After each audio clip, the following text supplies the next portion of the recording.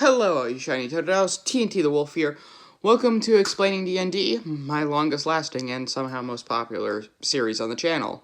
This is the only one that actually gets bloody views, so that isn't just one-off. So let's get us started. That's so weird how I said that. Okay, today's episode is about spells. One of the most important things I guess it's not very important, but it is somewhat important in D&D. So let's get started. Last time I tried to go over more complicated stuff, but let's start off with the types of spells. That seems like a more appropriate starting place. There are, 10 different types of spells. Cantrips, and then level 1 through 9 spells. Yeah. Cantrips versus level 1 through 9 spells are actually very different. So, we're going to start off with cantrips. Cantrips are spells that you can cast an infinite amount of times before they run out of uses. So, create as many magic floating hands, and I believe there's a disc. Oh, and illusions. Those are pretty neat. Also, think that Firebolt's a cantrip. I don't know why my sorcerer kept stabbing stuff instead of just casting an infinite used 1d10. Okay, let's get started now. Yeah. So cantrip, however, spells levels 1 through 9 require spell slots of its level or higher to cast, meaning that you can cast a level 1 spell slot with a level 1 spell with a level 2 spell slot. However, you can't cast a level 2 spell with a level 1 spell slot. Very important to remember that. And sometimes sometimes if you use a higher level spell slot, it'll actually increase how deadly the spell is, which is always fun. Let's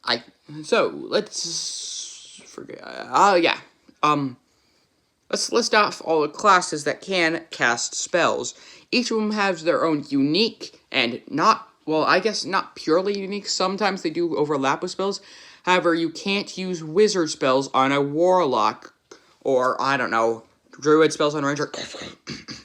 So, I had to play with that. So, let's get started. Start out with how spells actually work.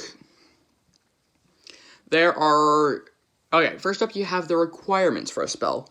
You sometimes have verbal spells, which are like speaking, movement spells, spells that require movements, or material spells. So there's verbal, symbolic, and material.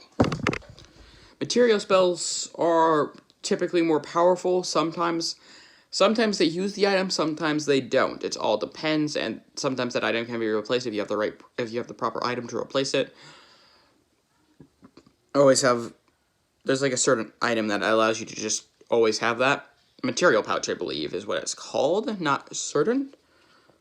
I can see it. If I see it, I recognize it. But so that just means if you're you can't cast verbal spells, or if you're tied up, you can't cast symbolic spells.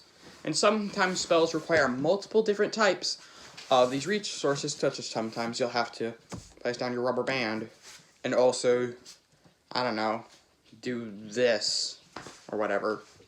That doesn't apply to a spell, at least I don't think. But anyway, some spells, and by some I mean most spells, require your spell attack bonus or a spell save DC. These are things that can't be mixed up and confused for each other, but are very important. First up, but both of them rely on one thing, being your spell casting modifier. This is just a certain stat based off your class, most commonly charisma for classes such as Bard, Sorcerer, and Warlock, and I believe Paladin, just for a bit of a little starter. And there's too many bloody charisma casters. We need more like intelligence casters or something. Alright, so next up, now let's go into your spell attack bonus and spell save DC. Your spell attack bonus is your proficiency bonus plus your spellcasting modifier with a minimum of 1 from your spellcasting modifier. Meaning at level 3, being the level I like to start my players on, that is 2 plus a minimum of 1. However, most players, unless they're going for extra roleplay or they screwed up majorly, they'll have more than 3, which is good. Now, let's go on to your... more than 3 for that. Then, you also have your spell save DC, which means that your opponent... oh yeah, for your spell attack bonus, you roll to determine if it hits or not. Your spell save DC, the enemy rolls for it. And that is 8 plus your proficiency bonus plus your spellcasting modifier, meaning that it can be pretty high, and that means that your character's good if it's high. Again, if you use your spellcasting DC on an attack roll, that means you're adding, for example, let's use plus 14. Yeah, let's say you just add plus 14, so now you have plus 14 spells, which is incorrect, because you were only supposed to add, like, a plus 6. Yeah, plus 6 would be the proper one for that. Or if you're rolling, or if your enemies are trying, or if you use your spell attack bonus as your difficulty save, which, again, doing this makes your DM really pissed off that you're doing it, well then, yeah, either of those, they can roll, like, a 7 and pass your difficulty save, which isn't very high. So remember, don't screw it up. Oh yeah, I forgot to mention, spell slots are consumed upon casting the spell, and you restore an equal amount to your spellcasting modifier upon every short rest, unless you're a warlock. I think there might be other classes.